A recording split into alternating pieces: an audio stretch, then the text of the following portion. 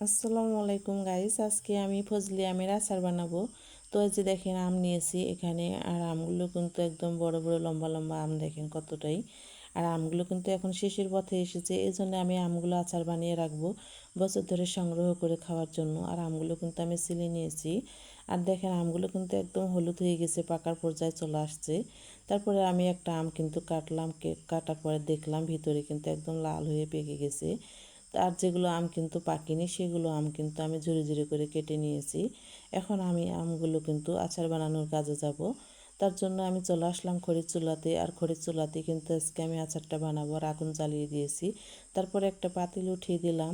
আর এই পাতিলেই কিন্তু আমি আচারটা বানাবো। এখন আমি যে আমগুলো ঝুরি করে কেটেছি সেই আমগুলো কিন্তু এখন পাতিলে কিন্তু ঢেলে দেবো। আর আমগুলো কিন্তু একদম হলুদ হয়ে গিয়েছে, তো দিয়ে দিচ্ছি পাতিলে কিন্তু এই আমগুলো কিন্তু এখন ঢেলে কিন্তু তারপরে আমি একটু নাড়া দিয়ে নিচ্ছি। নাড়া দেওয়ার পরে কিন্তু এখন চিনির পরিমাণটা দিয়ে দেবো, যতটুকু চিনি লাগবে।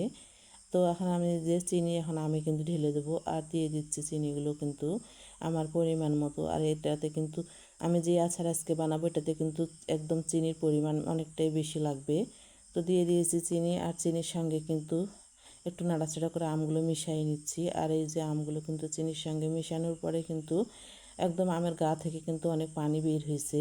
তারপরে একটু দিয়ে দিলাম লবণ, আর লবণ একটু অবশ্যই দেওয়া লাগবে। আর এখন আমি আবারও কষানো শুরু করে দিলাম। দেওয়ার পরে কিন্তু এই যে দেখেন আম থেকে কতগুলো পানি বের হয়েছে। আর জাল করে করে আমি একদম পানিগুলো কিন্তু আঠালো করে নেব। আর এই যে দেখেন আচারের যে কালারটা সেটা কিন্তু চলে আসতে লাগছে এখনই কিন্তু দেখেন। আর পানিগুলো কিন্তু আরও একটু শুকাতে হবে, তাহলে কিন্তু অলরেডি যে আচারের কালারটা সেটাই হয়ে যাবে কিন্তু। তারপরে আমি এই যে কষানো শুরু করে দিলাম। কষাতে কষাতে কিন্তু অলরেডি একদম যে আচারের কালারটা সেটাই চলে আসছে, আর আচারটাও কিন্তু হওয়ার পর্যায়ে চলে আসছে।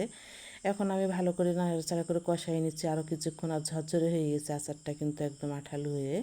আর এখন আমার এই আচারটা কিন্তু এই যে কষানো একদম রেডি হয়ে গেল। এখন আমি আচারটা কিন্তু চুলা থেকে নামিয়ে ফেলবো। আর চুলা থেকে কিন্তু নামিয়ে নিলাম। এখন আমি একটা প্লেটে কিন্তু আচারগুলো কিন্তু এখন ঢেলে নেব। আর এখন আপনারাও আম থাকাকালীন কিন্তু আমার রেসিপি দেখে আচারটা বানিয়ে রাখবেন, একদম বছর ধরে সংগ্রহ করে খেতে পারবেন। তারপরে এই যে আমগুলো আচারগুলো কিন্তু প্লেটে ঢেলে নিলাম, আর একটু নাড়াচাড়া করে কিন্তু মেলাই দিচ্ছি যেহেতু গরম আছে। আর এই আমটা কিন্তু আচারগুলো কিন্তু বিশেষ করে পোলা আর খিচুড়ির সঙ্গে খেতে অনেক মজা লাগে। আর রেডি হয়ে গেল আমার আচার বানানো কিন্তু। আর দেখেন কতটাই লোভনীয় হয়েছে, দেখলে কিন্তু একদম সবারই খেতে ইচ্ছা করবে।